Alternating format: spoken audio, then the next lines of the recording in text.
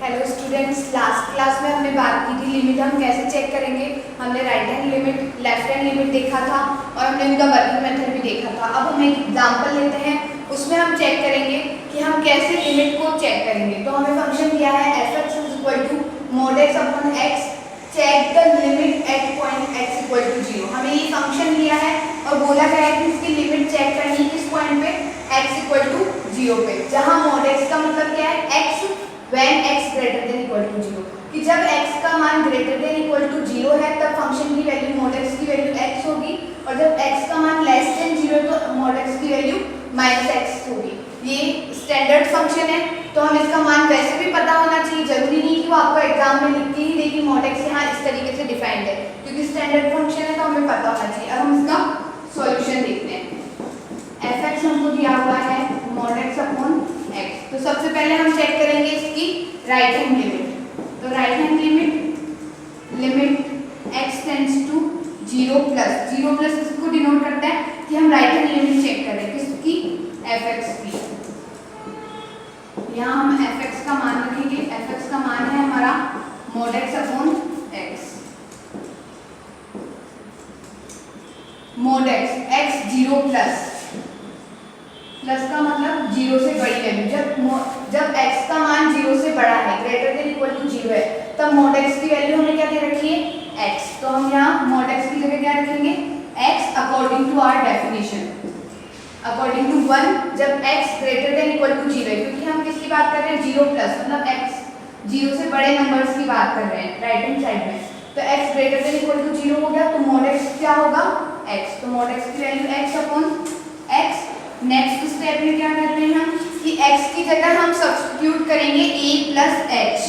यहाँ a का मान क्या दे रखा है, 0, तो हमें क्या सब्स्टिट्यूट करना है, 0 प्लस h। तो हम पुट करेंगे x की जगह 0 प्लस h, और जैसे ही हम 0 प्लस h अप्लाई करेंगे तो लिमिट हमारी क्या लग जाएगी, h टेंड्स टू 0।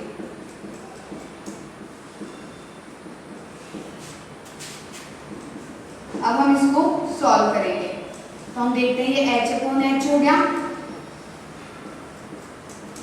h से h कैंसिल 1, तो आंसर क्या हो गया 1। लिमिट कहाँ अप्लाई होगी, जब h हमें यहाँ दिखेगा तब हम h की जगह क्या रखेंगे, 0।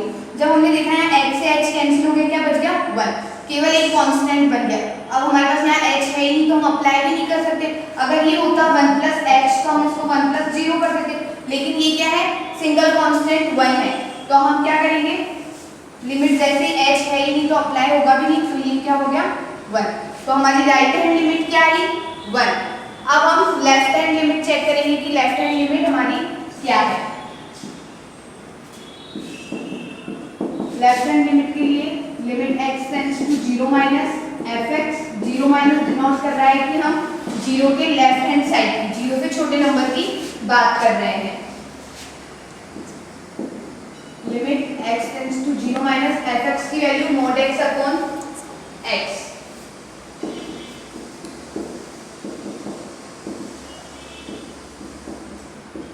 mod x 0 माइनस मतलब 0 से छोटा, जब x की वैल्यू लेस देन 0 है तो फंक्शन की वैल्यू हमारे पास क्या हो जाती है, mod x की वैल्यू -x। तो यहाँ हम रखेंगे इसको -x अपॉन x। अब हम कहते हैं कि x को सब्स्टिट्यूट करना है किससे, a माइनस h से, a की जगह 0 तो हम x की जगह क्या रखेंगे, 0 माइनस h, और जैसे ही h अप्लाई करेंगे तो लिमिट भी क्या हो जाएगी, h टेंड्स टू 0। ये माइनस आपका बाहर ऑलरेडी है, h की जगह हमने रखा 0 minus h upon 0 minus h, तो ये हो गया -h, इसको जब हमने सॉल्व किया तो ये हो गया हमारा -1। h है ही नहीं तो लिमिट अप्लाई नहीं की, क्या गया -1। तो हम क्या देख रहे हैं कि लेफ्ट हैंड लिमिट हमारी क्या आई, -1। राइट हैंड लिमिट है हमारी 1, लेफ्ट हैंड लिमिट है हमारी -1। हमने कल क्या देखा था कि राइट हैंड लिमिट और लेफ्ट हैंड लिमिट, जब दोनों लिमिट आपस में इक्वल होती है तब हम क्या कहते हैं कि लिमिट एग्जिस्ट कर रही है पॉइंट, उस पॉइंट पर जिस पॉइंट पर हम निकाल रहे हैं। लेकिन हम यहाँ देख रहे हैं, आप नोट कर लीजिए इसको, यहाँ हम देख रहे हैं कि right hand limit right hand limit is not equal to left hand limit, कि राइट हैंड लिमिट हमारी 1 आ रही है, लेफ्ट हैंड लिमिट हमारी -1 आ रही है, दोनों आपस में इक्वल नहीं है, इसलिए fx is equal to mod x upon x की लिमिट x इक्वल टू 0 पर, किस पॉइंट पर, x इक्वल टू 0 पर एग्जिस्ट नहीं करती है। क्योंकि कल हमने यही वो देखा था कि राइट हैंड लिमिट भी एग्जिस्ट करनी चाहिए, लेफ्ट हैंड लिमिट भी एग्जिस्ट करनी चाहिए, दोनों आपस में इक्वल है, तब हम कहेंगे कि उस पॉइंट पर फंक्शन की लिमिट एग्जिस्ट कर रही है। तो हम यहाँ देख रहे हैं कि राइट हैंड लिमिट हमारी एग्जिस्ट कर रही है, क्या आ रही है 1। अगर हमसे पूछा जाए कि राइट हैंड लिमिट एग्जिस्ट करती है तो हमारा आंसर होगा yes, right hand limit exist करती है। अगर पूछा जाए लेफ्ट हैंड लिमिट एग्जिस्ट करती है तो हाँ, हमारी लेफ्ट हैंड लिमिट भी एग्जिस्ट करती है। बट अगर पूछा जाए क्या लिमिट एग्जिस्ट करती है, लिमिट का मतलब राइट हैंड लिमिट और लेफ्ट हैंड लिमिट दोनों आपस में इक्वल होनी चाहिए, तो लिमिट एग्जिस्ट नहीं करती है। राइट हैंड लिमिट एग्जिस्ट कर रही है, लेफ्ट हैंड लिमिट भी एग्जिस्ट कर रही है, लेकिन ये दोनों आपस में इक्वल नहीं है, इसलिए फंक्शन की x इक्वल टू 0 पर, किस पॉइंट पर, x इक्वल टू 0 पर लिमिट एग्जिस्ट नहीं करती है। आप नोट कर लीजिए।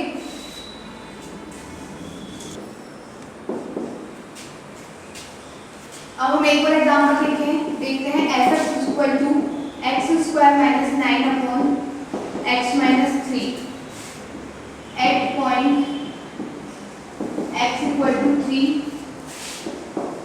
Check the limit. हमें क्या करना है, ये फंक्शन दिया हुआ है fx x square minus 9 upon x minus 3, इसकी x इक्वल टू 3 पर लिमिट चेक करनी है। अगर हम एक बार इसको नोटिस करें फंक्शन को, अगर हम इस फंक्शन में x इक्वल टू 3 पुट करते हैं, अगर मैंने इसके अंदर x इक्वल टू 3 पुट किया तो ये फंक्शन हमें क्या बनाता है, 0 अपॉन 0 की फॉर्म के रूप में नजर आता है। x स्क्वायर 3 पुट करेंगे, 9 माइनस 9 0, 3 माइनस 3 0 अपॉन 0 की फॉर्म में हमें नजर आता है। इसका मतलब फंक्शन 3 पर डिफाइंड नहीं है।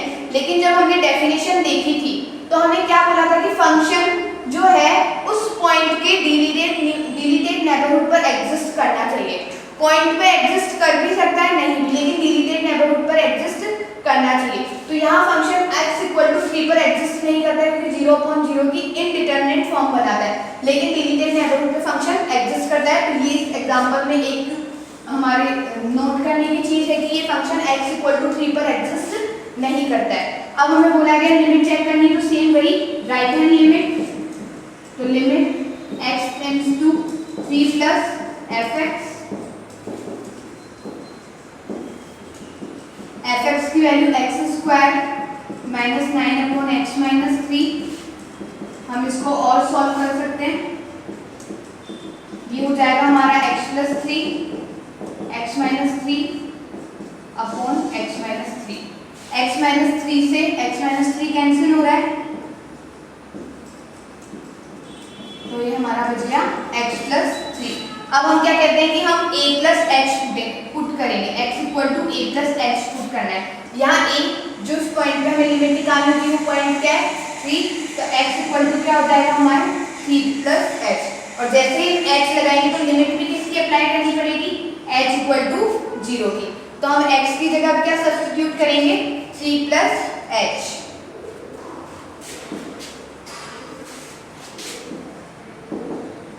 Limit x tends to 0, x की जगह हम रख रहे हैं 3 प्लस h और साथ में हमारा एक और 3 है। अब लिमिट x टेंड्स टू 0, ये हो गया हमारा 6 प्लस h की जगह हम 0 पुट करेंगे क्योंकि यहाँ हमारा h बच रहा है, तो ये हो जाएगा 6 प्लस 0, ये हो गया हमारा 6। तो हमारी राइट हैंड लिमिट हमें क्या मिली 6। अब हमें क्या चेक करना है, लेफ्ट हैंड लिमिट भी चेक करनी है। Left hand limit x tends to 3 minus fx की जगह हम क्या रखेंगे x square minus 9 upon x minus 3। वही वापस इसको ओपन करेंगे, तो जैसे हम इसको ओपन करेंगे तो वापस again x plus 3 x minus 3 upon x minus 3, x minus 3 से x माइनस 3 कैंसिल हो गया, तो क्या बचेगा x प्लस 3। अब हम देखते हैं x की जगह हमें क्या पुट करना होता है, e माइनस h, यहाँ e की वैल्यू हमारे पास 3, c माइनस h, और जैसे ही हम h सब्स्टिट्यूट करेंगे तो h टेंड्स टू 0 हमें अप्लाई करना होगा। तो अब हम नेक्स्ट क्या करेंगे, अप्लाई करेंगे। तो हमने देखा limit h tends to 0, x की जगह क्या रखेंगे 3 माइनस h प्लस 3, तो ये हो जाता है हमारा लिमिट h टेंड्स टू 0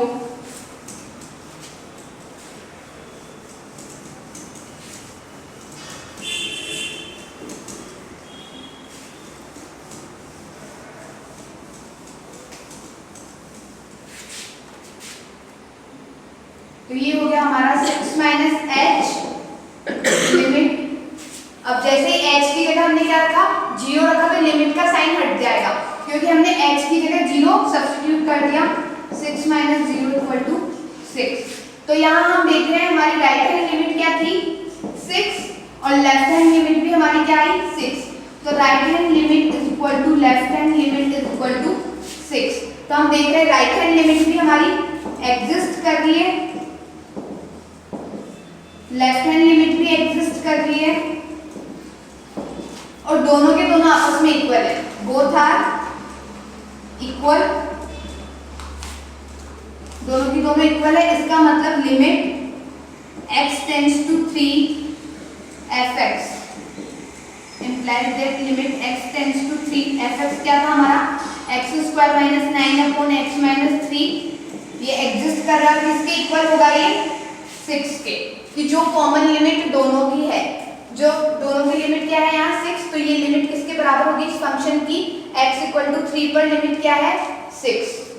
तो ये हमारा हो गया एग्जांपल। यहाँ हमने देखा कि दोनों लिमिट एग्जिस्ट कर रही है, दोनों इक्वल है, तो इस फंक्शन की इस पॉइंट 3 पर लिमिट एग्जिस्ट करती है। आप नोट कर लीजिए इसको। अब नेक्स्ट हम थ्योरम देखेंगे, यूनिकनेस ऑफ लिमिट। थ्योरम का नाम क्या है, लिमिट की अद्वितीयता, सीमा की अद्वितीयता। If the limit of the function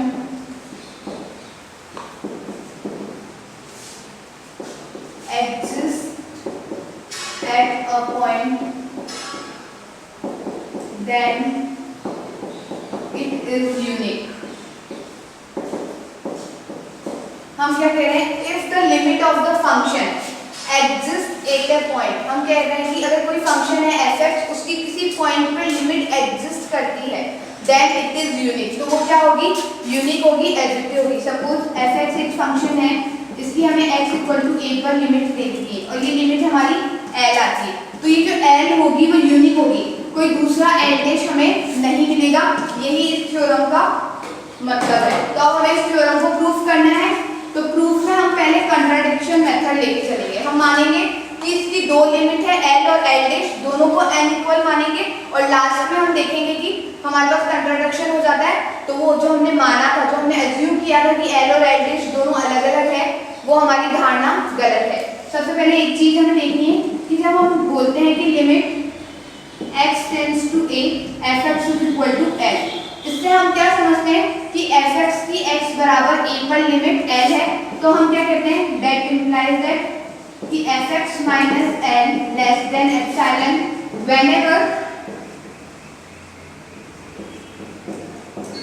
whenever mod x minus a lies between 0 to delta.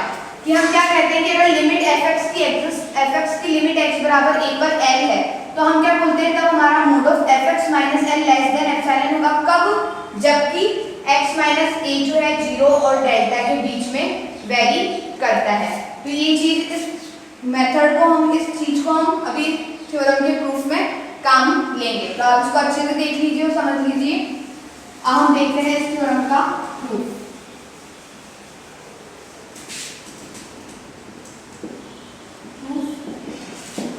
Let fx is a function such that at x equal to a, it has two limits L and L। हम क्या कह रहे हैं कि हमने एक function fx इस प्रकार लिया है कि x बराबर a की इसकी x बराबर a पर उस फंक्शन की दो लिमिट है L and L dash, where L is not equal to L dash. ये हमने मान लिया, ये हमने क्या किया, मान लिया कि L L डैश के बराबर नहीं है। हमें क्या सिद्ध करना है कि जो लिमिट होगी वो यूनिक होगी, तो अब हम ये लेके चल रहे हैं। हमने माना सबसे पहले कि L L डैश के बराबर नहीं है, नीचे हम कंट्राडिक्शन मेथड लगाएंगे और मान बोलेंगे कि हमने जो माना है ये गलत माना है। कंट्राडिक्शन मेथड से इसको प्रूफ करेंगे। तो हमने फंक्शन इस प्रकार लिया है जिसके लिए x बराबर a पर जो लिमिट है L और L डैश ये दोनों आपस में इक्वल नहीं है। implies that limit x tends to a fx is equal to L and limit x tends to a fx is equal to L dash. इसका मतलब यही है कि limit x tends to fx बराबर L and limit x tends to fx बराबर L dash. तो इसका मतलब हम क्या कहते हैं कि एक एप्सिलॉन की for all epsilon and direct delta भी होगा एक ग्रेटर देन 0। तो फॉर ऑल एप्सिलॉन की बात करते हैं, तो यहाँ हम एप्सिलॉन को मानते हैं, इसको हम इक्वेशन 1 नाम देंगे। अब हम यहाँ मानते हैं next let epsilon is equal to 1/2 L minus L dash, क्योंकि हम बात करते हैं कि जो लिमिट एग्जिस्ट कर रही है तो for all epsilon greater than 0 की बात करते हैं। तो हमने एक एप्सिलॉन किस टाइप का लिया, epsilon is equal to 1/2 L minus L dash. ये हमने क्यों लिया, इसका हमें नेक्स्ट आगे जब हम करेंगे तब हमें पता चलेगा कि हमने इसको इस रूप में ही क्यों माना। कुछ भी मान सकते हैं, बस ग्रेटर देन 0 होना चाहिए, लेकिन हमने यही क्यों माना। यहाँ हमने जब बोला है कि L is not equal to L dash, that mean mod of L minus L dash greater than 0 होगा। कि हमने बोला है कि L L डैश के बराबर नहीं, तो जो दोनों का डिफरेंस होगा उसका अगर हम मोड लेंगे तो वो ग्रेटर देन 0 होगा, क्योंकि एक x equal to a limit x tends to a fx is equal to L1 implies that for all epsilon implies that mod of fx minus L1 less than epsilon whenever जब जो हमारा mod of x minus a 0 से delta 1 के बीच में है। हम क्या कह रहे हैं कि limit x tends to fx बराबर किसके बराबर है, L1 के बराबर। तो इसका जो मैथमेटिकल फॉर्म किस रूप में हो गया कि mod of fx minus L1 less than होगा किसके, एप्सिलॉन के, व्हेनेवर जबकि mod of x minus a 0 और डेल्टा 1 के बीच में वेरी करता है। यहाँ हम डेल्टा 1 और डेल्टा 2 दो चीजें मानेंगे, क्योंकि हमारी लिमिट भी क्या है L और L डैश। तो एक के लिए तो हमने मान लिया डेल्टा 1 और सेकंड वाले के लिए when limit x tends to a fx is equal to L2। इसका मतलब क्या, implies that mod of fx minus L2 less than epsilon whenever जबकि mod of x minus a lies between 0 to delta 2 के बीच में, कि 0 से delta 2 के बीच में जब हमारा mod of x minus a very कर रहा है तब mod of fx minus L2 जो है लेस देन एप्सिलॉन है। अब हमने यहाँ देखा कि L1 और L2 दोनों के लिए हमने मैथमेटिकल जो हमारी डेफिनेशन है वो लगा दी। अब नेक्स्ट हम बात करेंगे, अब हम यहाँ देख रहे हैं ये a है, ये जो x है वो x माइनस a जो है एक बार तो डेल्टा 1 और डेल्टा 2 के लिए वेरी कर रहे हैं। हम यहाँ डेल्टा 1 करते हैं, यहाँ पर भी डेल्टा 1 हो सकता है, डेल्टा 2 इस प्रकार हो। तो अब हम एक डेल्टा इस प्रकार मानेंगे कि मिनिमम ऑफ डेल्टा 1 और डेल्टा 2 हम एक ही नेबरहुड में लेके आएंगे इसको। यहाँ हमारे दोनों के नेबरहुड क्या हो रहे हैं, अलग अलग हो रहे हैं। हो सकता है डेल्टा 1 अंदर हो डेल्टा 2 बाहर हो, दोनों अलग अलग नेबरहुड में, लेकिन पॉइंट किसके लिए चेक किया जा रहा है, ए के लिए। तो अब हम क्या करना चाहते हैं कि ए का एक कॉमन नेबरहुड बनाना चाहते हैं, इसलिए हम एक डेल्टा मानेंगे जो क्या होगा मिनिमम ऑफ डेल्टा 1 और डेल्टा 2, कि जो एक डेल्टा हमने इस प्रकार माना है जो क्या डेल्टा 1 और डेल्टा 2 का मिनिमम है। अगर सपोज डेल्टा 1 छूटे तो वो डेल्टा 1 के बराबर हो जाएगा, अगर डेल्टा 2 छूटे तो डेल्टा किसके बराबर हो जाएगा, डेल्टा 2 के, ताकि हमें एक कॉमन नेबरहुड मिल जाए दोनों लिमिट्स के लिए। L1 के लिए भी यहाँ हमें कॉमन इंटरवल मिल जाए और L2 के लिए भी हमें यहाँ A का एक कॉमन इंटरवल या कॉमन नेबरहुड मिल जाए। तो इसलिए हम अब क्या मानेंगे, let delta is equal to minimum of delta 1 and delta 2। ये जो डेल्टा है वो मिनिमम है किसका, डेल्टा 1 एंड डेल्टा 2 का। then fx minus L1 less than epsilon implies that mod of x minus a lies between 0 to delta and mod of fx minus L2 less than epsilon implies that less than delta। इसको हमने एक ही neighbourhood में convert कर दिया। अब next हम देखते हैं, अब हम देखते हैं the value of L minus L dash की वैल्यू। हम इसकी वैल्यू चेक कर रहे हैं, L माइनस L डैश की वैल्यू हमारे पास क्या है। तो हमने क्या किया, इसमें fx जोड़ा भी और घटाया भी। एक नंबर माइनस fx को जोड़ा भी और घटाया भी। अब हमें पता है कि x प्लस वाई का जो मोड होता है वो किस तरीके से खुलता है, mod of x plus Y less than equal to mod of x plus mod of Y. तो इसी तरीके से हम इसको खोलेंगे। तो जो ये इक्वल का साइन है, तो हमने यहाँ fx को घटाया भी और जोड़ा भी। अब इनइक्वालिटी का जो साइन है, जो इक्वल का साइन वो इनइक्वालिटी में चेंज हो जाएगा, l minus fx plus mod of fx minus l dash, चूंकि mod of x plus y is less than equal to mod of x plus mod of y। l minus fx, अब हम इसको क्या करेंगे, mode में है तो उसके हम साइन को चेंज कर सकते हैं, fx minus l plus mod of fx minus l dash, चूंकि mod of x equal to होता है मोड ऑफ माइनस x के।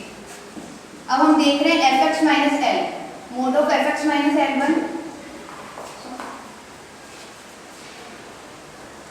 L1 L2 हमारे नोटेशंस थे, L1 और ये हमारा L2। यहाँ पे से L और L डैश किसी भी तरह से ले सकते हैं, L1 L2 कर दिया हमने इसको, fx minus L1 fx minus L2, L1 और ये L2। तो mode of fx minus L1 किससे छोटा है, एप्सिलॉन से बड़ा। Mode of fx minus L1 से बड़ा क्या है, एप्सिलॉन। तो हमने इसको एप्सिलॉन से रिप्लेस कर दिया, इधर भी इसको हमने एप्सिलॉन से रिप्लेस कर दिया। तो ये क्या होगा, लेस देन 2 एप्सिलॉन।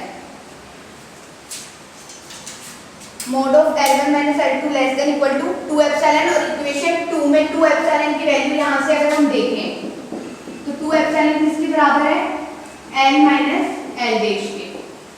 किसके बराबर है ये, L माइनस L डैश के। तो हम इसको रिप्लेस कर देते हैं अगेन बाय इक्वेशन 2। इक्वेशन 2 से mod of L1 minus L2 less than epsilon less than equal to 2 epsilon, और ये रिप्लेस हो गया इक्वेशन 2 से L माइनस L डैश से।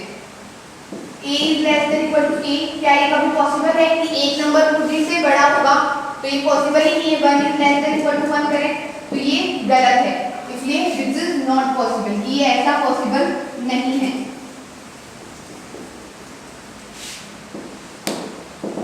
Which is not possible, ये पॉसिबल नहीं है। It means our assumption is wrong। इसका मतलब जो हमने माना है, जो हमने assume किया था कि L1 is not equal to L2, ये क्या है, गलत। implies that L1 is not equal to L2 is wrong। इसका मतलब L1 is equal to L2 implies that limit x tends to a fx exists uniquely। इसका मतलब कि जो हमने क्या लिखा, L1 is not equal to L2 possible नहीं, गलत है। इसका मतलब L1 किसके बराबर है, L2 के। It means limit x tends to a fx exist करती है यूनिकली। तो ये भी हमारी थ्योरम थी कि अगर किसी फंक्शन पर लिमिट एग्जिस्ट करेगी तो वो यूनिकली एग्जिस्ट करेगी, और ये हमने कंट्राडिक्शन मेथड से प्रूफ किया। नेक्स्ट थ्योरम हम नेक्स्ट क्लास में पढ़ेंगे। Thank you.